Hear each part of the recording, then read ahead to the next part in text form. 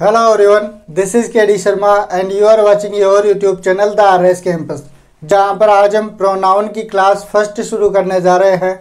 और इस क्लास में हम पढ़ेंगे कि प्रोनाउन क्या होता है, इसका यूज क्यों किया जाता है, इसके कितने प्रकार हैं और उसके बाद में कुछ बेसिक कंसेप्ट के बारे में डिस्कस करेंगे। लेकिन अगर आपने अभी तक चैनल को सब्सक्राइब नहीं किया है तो चैनल को सब्सक्राइब कीजिए और बेल नोटिफिकेशन को प्रेस कीजिए ताकि आने वाले लेटेस्ट वीडियो की नोटिफिकेशन आपको तुरंत मिल जाए। और अगर आपको वीडियो अच्छा लगे तो वीडियो को लाइक और शेयर जरूर कीजिएगा। तो चलिए आज की क्लास शुरू करते हैं। तो आज का हमारा टॉपिक है प्रोनाउन। ठीक है, प्रोनाउन इसमें होता क्या है, जैसे नाउन आ गया, फिर नाउन आ गया, फिर नाउन आ गया, तो इस नाउन की जो रिपीटेशन होती है इसको रोकने के लिए किसका यूज किया जाता है, प्रोनाउन का यूज किया जाता है।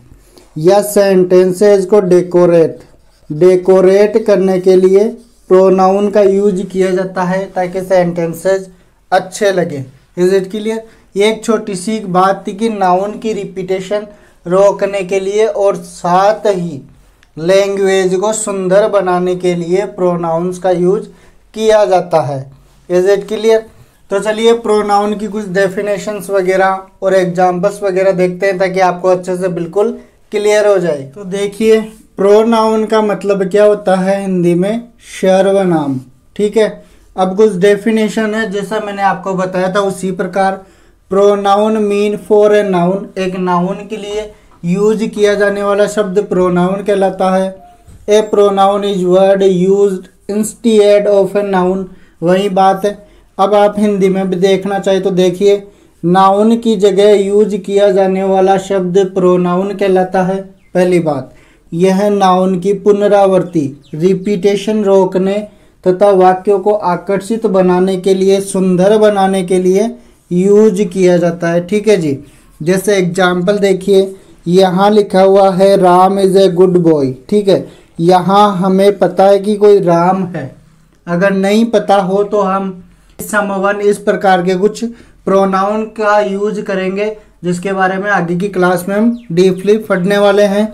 तो आगे देखिए, राम इज माई क्लासमेट, फिर से राम आ गया। ठीक है, Ram's father is a teacher, फिर से राम्स आया है यहाँ पर, ध्यान देना भाई। Ram lives with Ram's parents, यहाँ पर भी राम आ गया, यहाँ पर भी राम आ गया। तो बार बार नाउन की जो रिपीटेशन हो रही है, इस रिपीटेशन को रोकने के लिए किसका यूज करेंगे भाई, प्रोनाउन का। तो हम राम की जगह क्या लिख सकते हैं, राम एक मस्कुलाइन जेंडर है, यहाँ राम आ गया तो इससे पता चल गया कि ये मेल है। और मेल के लिए हम किस प्रोनाउन का यूज करते हैं, ही प्रोनाउन का यूज करते हैं। तो हम राम की जगह क्या लिखेंगे, ही इज माई क्लासमेट, इस प्रकार हो जाएगा। अब यहाँ पर देखो राम्स फादर, तो यहाँ पर राम्स की जगह किसका यूज करेंगे, पजेसिव एडजेक्टिव हिज का यूज करेंगे। हिज फादर मतलब राम्स फादर, इसका मतलब यही हो जाएगा। तो ये क्या बन जाएगा, his father is a teacher. अब देखो राम, तो राम की जगह हम किसका यूज करेंगे, ही का। ठीक है, lives with Ram's parents, Ram के माता पिता के साथ रहता है, तो यहाँ पर राम्स की जगह पजेसिव का यूज करेंगे, हिज का। हिज पेरेंट्स, वह अपने माता पिता के साथ रहता है। हिज का यूज किसके अकॉर्डिंग हुआ, ही के according. Is it clear? I hope आपको समझ में आ गया होगा कि नाउन की जगह यूज किया जाने वाला शब्द क्या कहलाएगा, प्रोनाउन। सीधी सी बात, नाउन की जगह यूज किया जाने वाला शब्द प्रोनाउन कहलाता है। चलिए अब इसके कितने प्रकार हैं, कौन से प्रोनाउन का किस प्रकार यूज किया जाता है, इसके बारे में जानते हैं। तो चलिए अब बात करते हैं काइंड्स ऑफ प्रोनाउन, प्रोनाउन के प्रकार। इसमें 11 टाइप है। प्रोनाउन के कितने प्रकार हैं, 11 प्रकार है, जिसमें से सबसे पहला है अपना पर्सनल प्रोनाउन, जिसे हिंदी में कहा जाता है पुरुषवाचक सर्वनाम। पुरुषवाचक सर्वनाम कौन से होते हैं, जैसे आई हो गया, इसका ऑब्जेक्ट मी हो गया, we us you, he him she her it they them, ये सभी पर्सनल प्रोनाउन कहलाते हैं। इसके बाद में देखिए पजेसिव प्रोनाउन, वे प्रोनाउन जो अधिकार बताते हों वे पजेसिव प्रोनाउन कहलाते हैं।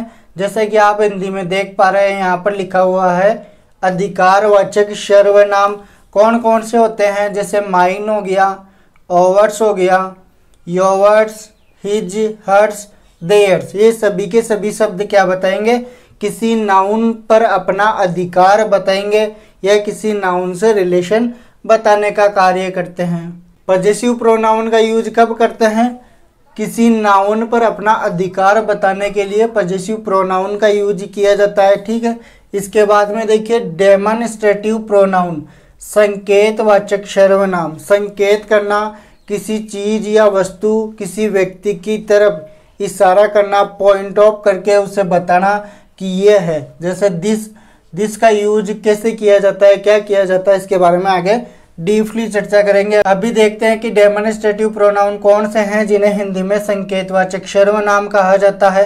दिस हो गया, दैट, दीज, दोज, सच या द सेम, ये इनका यूज होगा। इसके बाद में आगे बात करें तो इसके बाद में अपना है डिस्ट्रीब्यूटिव प्रोनाउन, व्यष्टिवाचक सर्वनाम, दो या दो से अधिक वस्तु या व्यक्तियों में से किसी एक के बारे में बताने वाले शब्द अपने क्या कहलाते हैं, डिस्ट्रीब्यूटिव प्रोनाउन कहलाते हैं, जिन्हें हिंदी में व्यष्टिवाचक सर्वनाम कहा जाता है। वो कौन से हैं देखिए, ईच हो गया, आइदर हो गया और नाइदर हो गया। ईच, आइदर और नाइदर क्या है, डिस्ट्रीब्यूटिव प्रोनाउन है। इसी प्रकार देखिए रेसिप्रोकल प्रोनाउन, ये पारस्परिक संबंध बताने के लिए यूज किए जाते हैं। कौन से हैं, each other, one another. Each other और वन अनोदर का यूज कब किया जाता है, पारस्परिक संबंध बताने के लिए, जिनके बारे में डिटेल से आगे हमें पढ़ना है। ठीक है, इसके बाद में हम बात करते हैं रिफ्लेक्सिव प्रोनाउन, जिन्हें निजवाचक सर्वनाम कहा जाता है। कौन से हैं, माई सेल्फ हो गया, ओवर सेल्वेज हो गया, योवर सेल्फ हो गया, योवर सेल्वेज। योवर सेल्फ सिंगुलर नाउन या प्रोनाउन के लिए यूज होता है और योवर सेल्वेज प्लूरल नाउन या प्रोनाउन के लिए यूज होता है। ठीक है, इसके बाद में him self, her self, it self, them salvage और वन सेल्फ। इसके बाद में आता है एम्फासिजिंग प्रोनाउन। एम्फासिजिंग प्रोनाउन कौन से हैं, जो इधर लिखे हुए हैं आपके रिफ्लेक्सिव प्रोनाउन है, यही एम्फासिजिंग प्रोनाउन कहलाते हैं। कब कहलाते हैं, जब इनका प्रभाव कर्ता पर पड़ता हो, सब्जेक्ट पर पड़ता हो, तब ये एम्फासिस करते हैं किसी सब्जेक्ट को। जैसे देखिए ही हिमसेल्फ कम्स हियर, वह है यहाँ अपने आप ही आ जाता है, हम नहीं बुलाते, खुद ही आ जाता है। तो यहाँ हिमसेल्फ जो शब्द है ये एम्फासिस कर रहा है ही को, ठीक है, कि वह खुद ही आ जाता है बगैर बुलाए ही। ठीक है, तो एम्फासाइज आप समझ गए, दबाव सूचक सर्वनाम जिनका दबाव पड़ता हो कर्ता पर, वो अपना क्या हो जाएंगे, एम्फासिजिंग प्रोनाउन। इनकी डिटेल से एक एक बात करेंगे आगे। ठीक है, अभी अगला देखिए अपना इंडिफिनिट प्रोनाउन कौन से होते हैं, ऐसे नाउन जिनसे किसी निश्चित वस्तु या व्यक्ति का बोध नहीं होता। जैसे एवरीबडी, ठीक है, somebody, anybody, nobody, everyone, someone, anyone, known. इसी प्रकार देखिए एवरीथिंग, समथिंग, एनीथिंग, नथिंग। और इसके बाद में ऑल आ गया, सम आ गया, any, both, another, much, few, little. ये सभी प्रोनाउन अनिश्चित होते हैं, किसी अनिश्चित वस्तु या व्यक्ति के बारे में बताते हैं।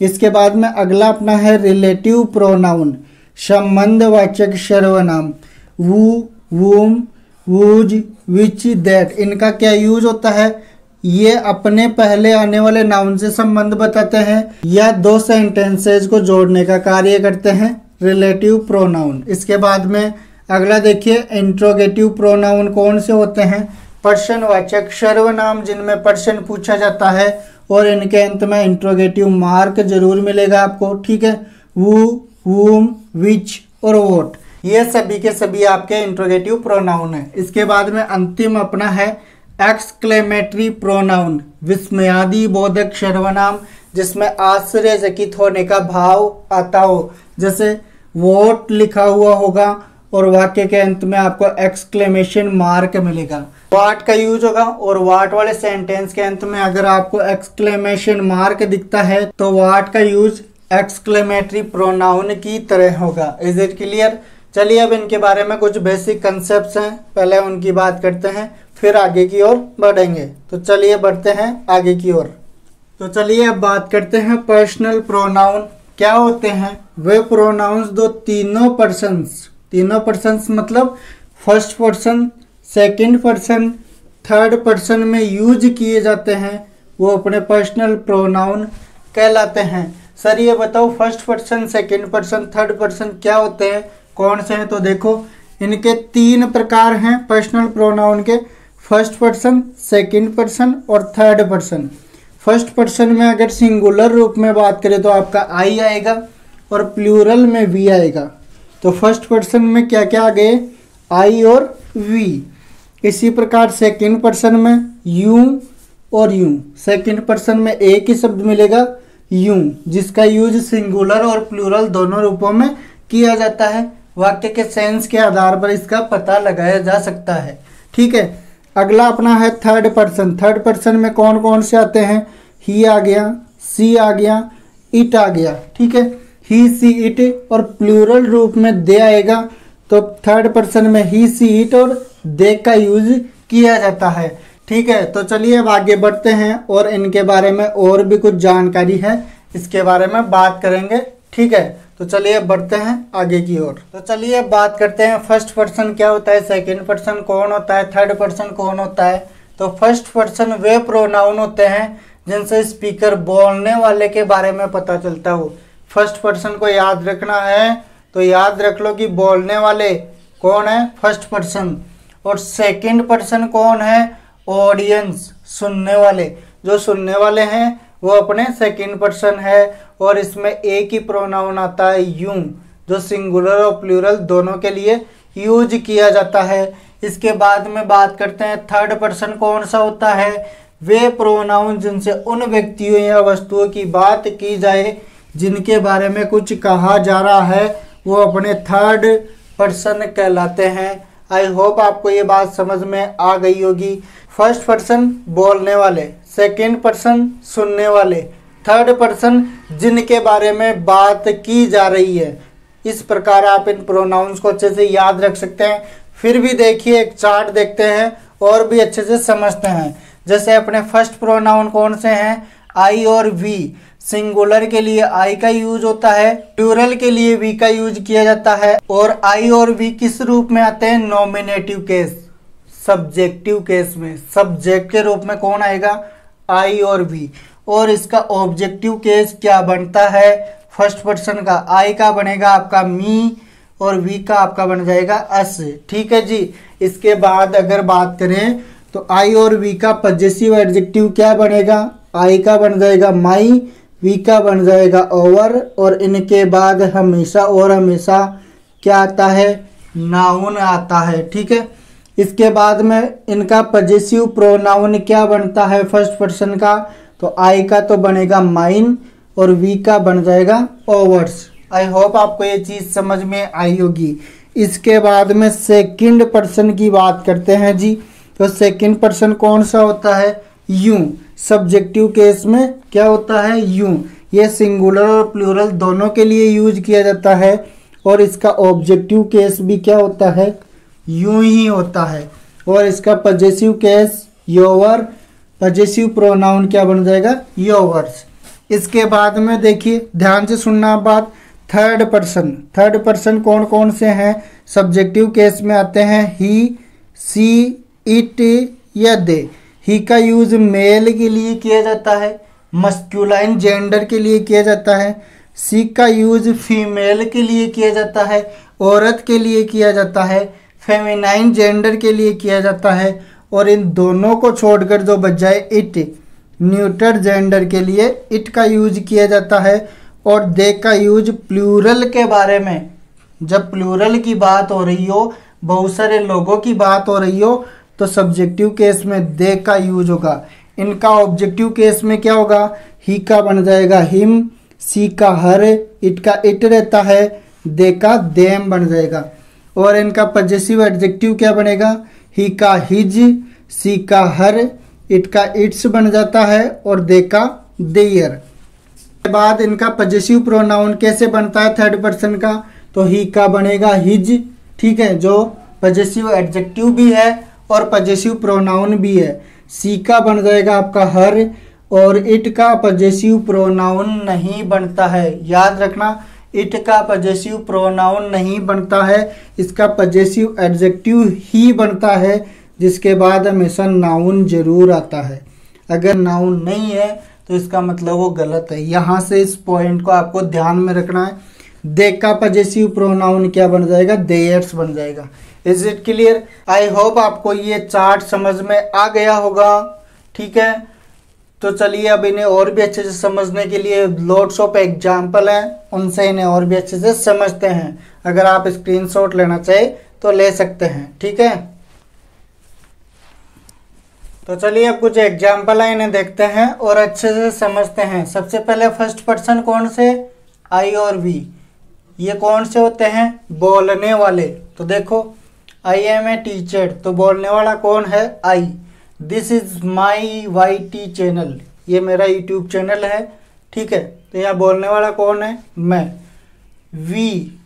वी आर लर्निंग प्रोनाउंस, हम प्रोनाउन सीख रहे हैं, तो यहाँ पर बोलने वाले कौन है, हम हो गए, ठीक है। ओवर कंट्री, तो यहाँ पर ओवर क्या बता रहा है, बोलने वाले के बारे में। यू लव मी, तो यहाँ पर मी किसके बारे में बता रहा है, बोलने वाले के बारे में। इसके बाद में अगला देखिए, दैट बुक इज माइन किसके बारे में बता रहा है, बोलने वाले के बारे में। अगला देखिए, दे हेल्प अस किसके बारे में बता रहा है, बोलने वाले के बारे में। दीज पेन्स आर ओवर्स किसके बारे में बता रहा है, बोलने वाले के बारे में। तो जो शब्द बोलने वाले के बारे में बताए वो अपने फर्स्ट पर्सन कहलाते हैं और उनका यूज फर्स्ट पर्सन के प्रोनाउन के रूप में किया जाता है। तो इसका मतलब वे प्रोनाउन जिनसे बोलने वाले के बारे में पता चले वो अपने क्या कहलाते हैं, फर्स्ट पर्सन। इसी प्रकार आगे देखिए, सेकंड पर्सन का मतलब क्या होता है, यू। सेकंड पर्सन का मतलब से आप याद रखिए यू, और ये कौन होते हैं, सुनने वाले।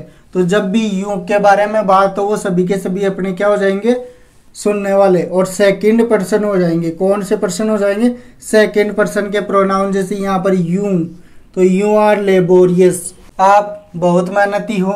इसके बाद में आई लव यू, तो यहाँ पर यू क्या आ गया, second person. This book is yours, तो योर्स क्या है, second person. This is your book, your क्या है, सेकंड पर्सन। और सेकंड पर्सन का कैसे पता करें, तो जो सुनने वाले हैं वो सभी के सभी अपने क्या हैं, सेकंड पर्सन के प्रोनाउन हैं। इसी प्रकार थर्ड पर्सन में कौन से आते हैं, ही सी इट और दे, जिनके बारे में बात की जाती है, ठीक है, वो अपने क्या आ जाएंगे, थर्ड पर्सन के प्रोनाउन। कौन से हैं, यहाँ देखो, ही जिसके बारे में बात की जा रही है, ही, तो ये अपना क्या हो गया, थर्ड पर्सन, ठीक है। यहाँ देखो, सी हेट हिम, तो यहाँ पर सी और हिम क्या हो गए, थर्ड पर्सन, ठीक है। इसके बाद में डू यू लाइक इट, तो इट क्या आ गया अपना, third person. These frocks are hers, तो हर्स क्या आ गया अपना, third person. This building is his, तो हिज क्या है, थर्ड पर्सन का प्रोनाउन है। इसके बाद में आगे देखिए, these are their notebooks, their क्या है, थर्ड पर्सन का प्रोनाउन है। इसके बाद में those bells are theirs, theirs अपना कौन सा प्रोनाउन है, थर्ड पर्सन का प्रोनाउन, ठीक है। इसी प्रकार आगे देखिए, सी लाइक्स हिम, तो यहाँ पर हिम और सी कौन से प्रोनाउन है, थर्ड पर्सन के प्रोनाउन है। तो यहाँ पर सी और हिम कौन से प्रोनाउन है, थर्ड पर्सन के प्रोनाउन। और थर्ड पर्सन कौन से में आता है, पर्सनल प्रोनाउन में। पर्सनल प्रोनाउन में भी कौन से हैं, थर्ड पर्सन के। और ये कौन से हैं, पर्सनल प्रोनाउन के सेकंड पर्सन के, ये पर्सनल प्रोनाउन के फर्स्ट पर्सन के, जिनके बारे में हमने डिटेल से बात की है, ठीक है। तो चलिए अब आगे इनके बारे में कुछ बेसिक कंसेप्ट्स हैं, उनके बारे में और डिस्कस करते हैं। तो चलिए बढ़ते हैं आगे की ओर। तो आगे है प्रोनाउंस का नॉमिनेटिव केस या सब्जेक्टिव केस में किस प्रकार यूज होता है। देखिए, सबसे पहला अपना रूल है, किसी वर्ब का कोई सब्जेक्ट हो तो वो कौन से केस में आएगा, नॉमिनेटिव केस में। जैसे यहाँ पर लिखा हुआ है वेंट, और वर्ब से पहले हमेशा क्या आता है, सब्जेक्टिव केस। तो यहाँ पर हिम भी गलत हो जाएगा, हिज भी गलत हो जाएगा, इनकी जगह क्या आएगा, ही आ जाएगा, ठीक है। इसके बाद में यहाँ देखिए, देम देयर देयर्स, और फिर वर्ब आ रही है तो इसका मतलब ये तीनों क्या हो गए, गलत हो गए। इनकी जगह क्या आ जाएगा, दे आ जाएगा। दे कम हियर बाय ट्रेन। अगली बात पे फोकस कीजिएगा। दो या दो से अधिक प्रोनाउन एंड या और मतलब किसी कंजंक्शन से जुड़े हुए हो तो उनका एज ए सब्जेक्ट किस प्रकार यूज होगा। देखिए, you and him are good friends, तो इसका मतलब ये गलत हो गया, हिम नहीं आएगा और वर्ब से पहले सब्जेक्ट आता है तो हिम की जगह क्या हो जाएगा, ही हो जाएगा। और यू का यू ही रहता है, चाहे वो सब्जेक्ट हो चाहे ऑब्जेक्ट हो। इसी प्रकार देखिए, यू हिम एंड मी, तो यहाँ पर यू हिम एंड मी ये गलत हो गए क्योंकि ऑब्जेक्टिव केस में दिए हुए हैं। तो सही कैसे करेंगे, यहाँ यू का यू हो जाएगा, हिम का ही कर देंगे और मी का आई कर देंगे। तो you he and I R honest, इस प्रकार ये अपना सही हो जाएगा। इसी प्रकार देखिए, कृष्णा एंड मी, तो ये गलत हो गया क्योंकि आगे क्या आ रही है, वर्ब। तो इसका मतलब कृष्णा की जगह कृष्णा आ जाएगा क्योंकि नाम में कोई चेंज नहीं होता। एंड की जगह एंड आ जाएगा और मी की जगह आई आ जाएगा। तो Krishna and I go to college, इस प्रकार ये अपना सही हो जाएगा। चलिए अब आगे और भी कंसेप्ट है उनके बारे में बात करते हैं। अगर आपके सामने कोई सब्जेक्ट हो, उसके बाद में कोई वर्ब हो, सब्जेक्ट और वर्ब के बाद में टू बी लिखा हुआ हो, मतलब किसी इन्फिनेटिव वर्ब का यूज किया गया हो, तो आपको वहाँ पर सब्जेक्टिव केस का यूज करना होगा। ऑब्जेक्टिव केस अगर मिलता है तो वो गलत होता है। इसी प्रकार देखिए, आपको सब्जेक्ट वर्ब और उसके बाद में अगर ऑब्जेक्ट मिलता है उसके बाद में टू बी इन्फिनेटिव के रूप में मिलता है तो आपका सब्जेक्टिव केस गलत होगा, वहाँ पर आपको ऑब्जेक्टिव केस का यूज करना होगा। ठीक है, इसके बाद में देखिए, इट आ जाए, बी वर्ब आ जाए, is are am was were, ठीक है, और उसके बाद में सब्जेक्टिव केस या प्रोनाउन फिल करना हो या लिखना हो तो क्या करेंगे, तो आगे देखेंगे। आगे अगर आपको वो मिल जाए, विच मिल जाए और दैट मिल जाए तो इनसे पहले आने वाला जो प्रोनाउन होगा वो कौन सा होगा, नॉमिनेटिव केस में होगा, या आप इसे सब्जेक्ट के रूप में जान सकते हैं। ठीक है, यहाँ पर क्या आएगा, सब्जेक्ट आएगा, वो विच या दैट से पहले। चलिए एग्जाम्पल से और भी अच्छे से समझते हैं। जैसे अपना पहला एग्जाम्पल है, आई वुड नॉट वांट, तो ठीक है, ये वर्ब मिल गई, इसके बाद में टू बी इन्फिनिटिव मिल गया, तो इसका मतलब यहाँ पर हिम गलत हो जाएगा, इसकी जगह क्या आना चाहिए, he. I would not want to be he, इस प्रकार लिखा जाएगा। इसी प्रकार इट्स मी, ये गलत होता है, इसकी जगह लिखा जाता है it is I, it's I. और इट इज़ हिम, ये गलत हो जाएगा, हिम की जगह क्या लिखेंगे, ही, इट इज़ ही। इसी प्रकार अगला देखिए, इट इज़ मी वो, अब आपको यहाँ पर वो मिल गया जो रिलेटिव प्रोनाउन भी है, और इससे पहले आने वाला केस कौन सा आएगा, सब्जेक्टिव केस आएगा। कौन सा आएगा, सब्जेक्टिव केस आएगा। इसका मतलब यहाँ पर मी गलत है, इसकी जगह क्या लिखेंगे, आई लिखेंगे, तो अपना सेंटेंस सही हो जाएगा। Is it clear. इसके बाद में अगला देखिए, it is him, it is him, फिर से देखो वो आ गया, तो यहाँ पर हिम की जगह क्या आना चाहिए, ही आना चाहिए। It is he has stolen my pen. ठीक है, अगला देखिए, I know the man, the man क्या है, वर्ब के बाद में आया है, इसका मतलब ऑब्जेक्ट है। ठीक है, ऑब्जेक्टिव केस है, और इसके बाद में टू बी इन्फिनिटिव के रूप में आ रहा है, तो इसके बाद में जो आने वाला शब्द होगा वो अपना क्या होगा, ऑब्जेक्टिव केस होगा। इसका मतलब अपना ये सेंटेंस बिल्कुल करेक्ट है। Is it clear. तो चलिए अब बढ़ते हैं आगे की ओर। तो चलिए अब देखते हैं अगला रूल क्या बता रहा है। किसी शब्द के अपोजिशन के रूप में एक या एक से अधिक प्रोनाउन का यूज हो, एक या एक से अधिक प्रोनाउन का यूज हो तथा वह शब्द सेंटेंस का सब्जेक्ट हो तो प्रोनाउन नॉमिनेटिव केस में यूज किए जाते हैं। किस प्रकार, देखिए, द टू ऑफ अस, हम में से दो की बात हो रही है, तो इसके बाद में आने वाले जो अपोजिशन में जो प्रोनाउन है वो कौन से केस में आएंगे, सब्जेक्टिव केस में, जिसे हम नॉमिनेटिव केस बोलते हैं। ठीक है, तो इसका मतलब यहाँ पर हिम और मी गलत है, तो हिम की जगह क्या लिखेंगे, ही लिखेंगे तो सही हो जाएगा। एंड लिखेंगे, उसके बाद में मी की जगह क्या लिखेंगे, आई लिखेंगे तो सही हो जाएगा। Is it clear. यही बात थी इस कंसेप्ट में कि किसी शब्द के अपोजिशन, तो ये शब्द हो गया, इसके अपोजिशन में आने वाले नाउन सब्जेक्ट के रूप में है तो इनका यूज नॉमिनेटिव केस में होगा। ठीक है, चलिए आगे और भी कुछ एग्जाम्पल है ताकि आपके कंसेप्ट रिपीट हो जाए। जैसे देखिए इट आ गया, फिर बी वर्ब आ गई, फिर यहाँ पर वो आ गया, तो यहाँ पर कौन सा केस आएगा? Subjective case. इसका मतलब अपना यह सेंटेंस बिल्कुल सही है। आगे देखिए इट और वॉज मिल गया, बी वर्ब मिल गई, यहाँ पर वो मिल गया, तो वो से पहले सब्जेक्टिव केस। ठीक है, तो इसका मतलब अपना यह सेंटेंस सही है। इसी प्रकार देखिए अगला, I found it to be him, तो यहाँ पर ऑब्जेक्टिव केस है हिम, ये कैसे आया? यहाँ देखो ये इन्फिनिटिव के रूप में आ गई टू बी, और इससे पहले इट क्या है? यहाँ पर ऑब्जेक्टिव केस है। अगर यहाँ पर ऑब्जेक्टिव केस है तो टू बी के बाद में भी क्या आएगा? Objective case. इसका मतलब ये सेंटेंस बिल्कुल सही है। इसी प्रकार देखिए आई आ गया, आई गेस्ड द वुमन, वर्ब के बाद में क्या आ रहा है? Objective case. ऑब्जेक्टिव केस के बाद में इन्फिनिटिव वर्ब आ रही है टू बी, तो इसके बाद में क्या आएगा? ऑब्जेक्टिव केस ही आएगा। ठीक है, तो इसका मतलब ये सेंटेंस बिल्कुल करेक्ट है। इसी प्रकार देखिए इट इज आ गया, वो आ गया, तो इससे पहले आने वाला शब्द सब्जेक्टिव केस में होगा, नॉमिनेटिव केस में होगा। तो इस प्रकार ये सेंटेंस सही है। आई होप आज की इस क्लास में ये कंसेप्ट आपको समझ में आ गया होगा। इस क्लास में हमने पढ़ा है नॉमिनेटिव केस में, सब्जेक्टिव केस में प्रोनाउंस का किस प्रकार यूज किया जाता है। आगे हम पढ़ेंगे पजेसिव के रूप में कैसे होगा, ऑब्जेक्टिव के रूप में कैसे होगा, कुछ बेसिक कंसेप्ट्स और हैं इनके बारे में पढ़ेंगे। ठीक है जी, तो इस प्रकार से अपनी क्लास कंप्लीट होती है। फिर मिलेंगे अगले वीडियो के साथ, तब तक के लिए टेक केयर, बाय बाय।